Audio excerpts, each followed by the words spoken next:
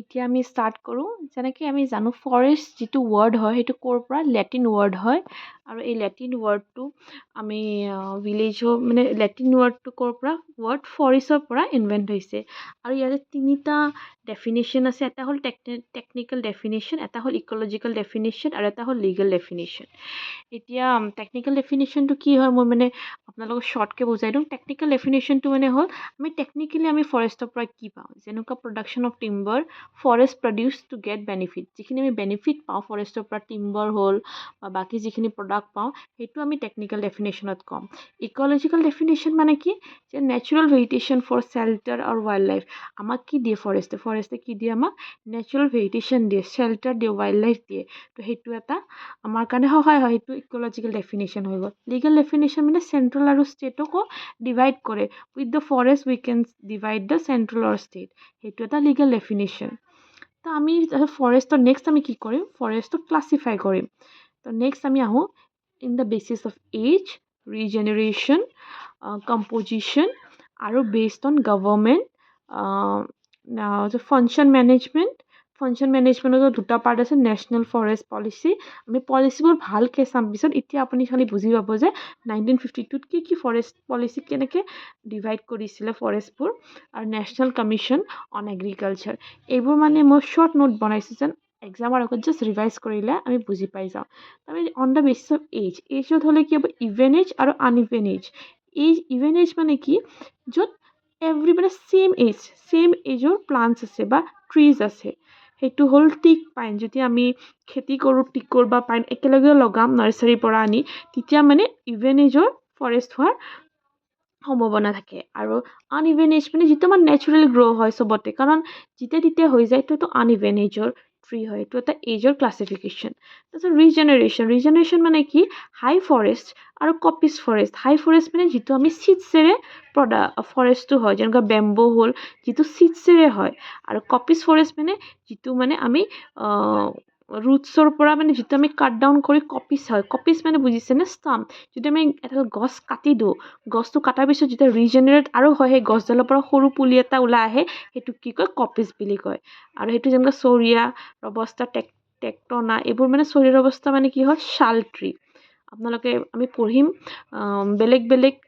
scientific নেমো পঢ়িম আমি ট্ৰিজৰ তো এতিয়া জাষ্ট বুজা শাল ট্ৰী হৈ গ'ল বা টিক হৈ গ'ল এইবোৰ ট্ৰী আমি কি কয় কপিছত থ্ৰু দিয়া আহে এইবিলাকক কি বুলি কয় ল' ফৰেষ্ট বুলি কয় আৰু এইবিলাকক কি বুলি কয় হাই ফৰেষ্ট বুলি কয় ঠিক আছে নেক্সট হ'ল কম্পজিশ্যন পিয়'ৰ ফৰেষ্ট আৰু মিক্স ফৰেষ্ট পিয়'ৰ ফৰেষ্ট মানে কি আমি যদি এটা টাইপৰে ফৰেষ্ট লগাওঁ যেনেকুৱা টিক যদি লগাওঁ 60% বা 50% তাতে টিক থাকে সেইটো পিয়'ৰ ফৰেষ্ট হ'ব আৰু মিক্স যদি লগাওঁ যে চব টাইপৰ ফৰেষ্ট চব বেলেগ টাইপৰ গছ লগাওঁ তেতিয়া মিক্স ফৰেষ্ট হ'ব মিক্স ফৰেষ্টৰ তিনিটা ভাগ আছে এটা হ'ল প্ৰিন্সিপাল স্পিচিছ মানে মিক্স ফৰেষ্টৰ তিনিটা টাইপৰ স্পিচিছ আছে এটা হ'ল প্ৰিন্সিপাল স্পিচিছ সেইটো হ'ল মেইন যেনেকৈ আমি যদি টিক ফৰেষ্ট লগাওঁ টিক ফৰেষ্টৰ মেইন হ'ল মিক্স প্ৰিন্সিপাল স্পেচেছটো টিক হ'ব আৰু এক্সেচৰি কি হ'ব এক্সেচৰি মানে হ'ল যিটো সেই ফৰেষ্টখনত ধুনীয়া কৰিব বা চাইডে ধুনীয়াকৈ ছাঁ দিবৰ কাৰণে লগা সেইটো হ'ল এক্সিলাৰী মানে অলপ less important than principal speeches সেইটো হৈ গ'ল এটা এইখিনি আমি মনত ৰাখিব লাগিব এক্সামত আহিব পাৰে প্ৰিন্সিপাল স্পিচিছ কি হয় এক্সেচৰি কি হয় এক্সিলাৰী কি হয় এইটো এটা টাইপ অফ মিক্স ফৰেষ্ট হয় ঠিক আছে তাৰপিছত নেক্সট হ'ল বেছ অন গভৰ্ণমেণ্টৰ থ্ৰুদি কেনেকৈ ফৰেষ্টখন ক্লাছিফাই কৰিব পাৰোঁ গভৰ্ণমেণ্ট অন ফৰেষ্ট তাৰপিছত এইটো হ'ল কমিউনেল ফৰেষ্ট এইটো হ'ল প্ৰাইভেট ফৰেষ্ট পঞ্চায়ত ফৰেষ্ট আৰু এইটো হ'ল কণ্ট্ৰেকচুৱেল ফৰেষ্ট ঠিক আছে এইকেইটা আমি প্ৰাইভেট মানে on the basis of government on next হৈ গ'ল আমাৰ function management national forest policy 1952 আমি পলিচিবোৰ বহুত ভালকৈ পঢ়িম এতিয়া জাষ্ট আমি চাওঁ যে নেশ্যনেল ফৰেষ্ট পলিচি কেনেকৈ ডিভাইড কৰিছিলে ফৰেষ্ট ফাৰ্ষ্ট হ'ল প্ৰটেকশ্যন ফৰেষ্ট নেক্সট হ'ল নেশ্যনেল ফৰেষ্ট ভিলেজ ফৰেষ্ট তাৰপিছত ট্ৰী লেণ্ড তাৰপিছত নেক্সট এইখিনি হৈ গ'ল তাৰপিছত নেক্সট হ'ল নেশ্যনেল কমিশ্যন অন এগ্ৰিকালচাৰ যিটো আমি NCA বুলি কওঁ সেইটো কি কৰে প্ৰডাকশ্যন ছ'চিয়েল আমি ছ'চিয়েল ফৰেষ্টৰ ওপৰতে ভালকৈ পঢ়িম নেক্সট হ'ল আমাৰ কি লিগেলিটিৰ থ্ৰুদি কেনেকৈ এইটো ক্লাছিফাই কৰি যাম ইণ্ডিয়ান ফৰেষ্ট 1927 কি কৰিছিলে 4 ভাগত ডিভাইড কৰিছে ৰিজাৰ্ভ ফৰেষ্ট এটা ভিলেজ ফৰেষ্ট এটা প্ৰটেক্টেড ফৰেষ্ট এটা আনক্লাছ ফৰেষ্ট আমাৰ এক্সামত আহিব পাৰে যে ৰিজাৰ্ভ ফৰেষ্ট যিটো 1927ত ডিভাইড কৰিছিলে সেইটো কোনটো চেপ্টাৰ আণ্ডাৰত পৰে কনষ্টিটিউশ্যন আমি কি ক'ম চেপ্টাৰ 2 আৰু ভিলেজ ফৰেষ্টটো কি হ'ল চেপ্টাৰ 3 ছেকশ্যন 28 আৰু প্ৰটেক্টেড ফৰেষ্ট কি হয় চেপ্টাৰ 4 ছেকশ্যন 29 আৰু আনক্লাছ ফৰেষ্ট এইখিনি আমি মনত ৰাখিব লাগিব নেক্সট হ'ল ৱাইল্ড লাইফ প্ৰটেকশ্যন এক্ট 2002 এইটো চবেই জানে চাগে এইটো ৱাইল্ড লাইফ প্ৰটেকশ্যন 2002 এক্ট হয় এখন যিটো দুটা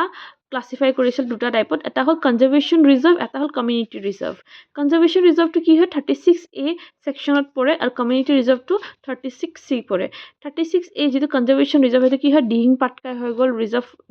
এলিফেণ্ট ৰিজাৰ্ভ জ'ন এইবোৰ হৈ গ'ল কমিউনিটি ৰিজাৰ্ভটো আপোনালোকে জানে যেনে BTC যিখিনি ফৰেষ্ট এৰিয়া সেইটো কমিউনিটি ৰিজাৰ্ভ আণ্ডাৰত পৰিব দেন নেক্সট হ'ল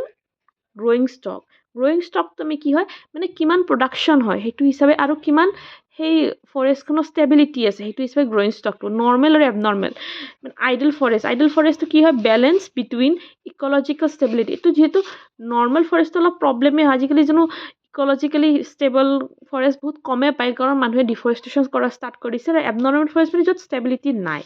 আপুনি এইখিনি মনত ৰাখিব এইখিনি আজিকালি আছিলে আপোনালোকৰ নেক্সট ক্লাছত মই ক'ম যে আমি নেক্সট ক্লাছত পঢ়িম চেম্পিয়ন এণ্ড শ্বেটৰ কথা যিটো মানে তেওঁ কেনেকৈ ডিভাইড কৰিছিলে